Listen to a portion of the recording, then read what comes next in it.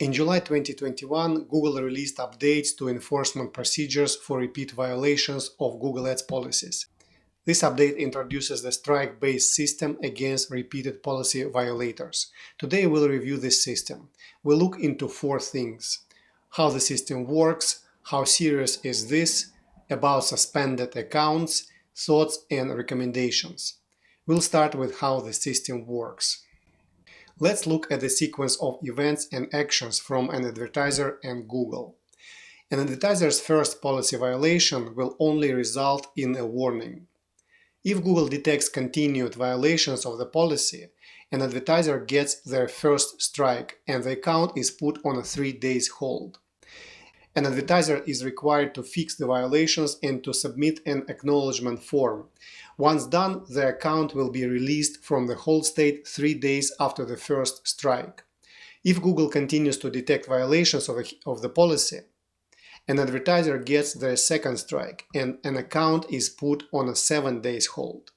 Once the advertiser fixes the violations, the account will be released from the hold state 7 days after the second strike. If Google detects yet more violations, the advertiser gets the third strike and their account is suspended. Strikes will be accompanied by email notifications and in-account notifications to encourage compliance and deter repeat policy violations. This system works for 7 policies for now. More policies will be added. Egregious policy violations are not impacted by this system. That means the accounts with unlawful violations will be suspended immediately and without warning, just like before. Strikes remain on Google Ads account for 90 days before they expire, similar to the credit history in the US. And strikes can be appealed. Successfully appealed strikes are removed from the system and don't count. This was how the system works. Now let's look at how serious is this. I don't see any additional requirements introduced. I only see stricter enforcement of existing requirements. And also Google clearly explains how repeated violations are counted.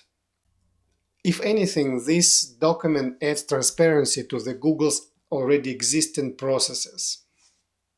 Now let's talk about suspended accounts. A suspended account is a bad thing. A suspended advertiser cannot set up or use other accounts. Accounts related to a suspended account cannot be reused. For example, accounts using the same email, accounts using the same payment method, or accounts linked to the same manager account. But an account suspension can be appealed.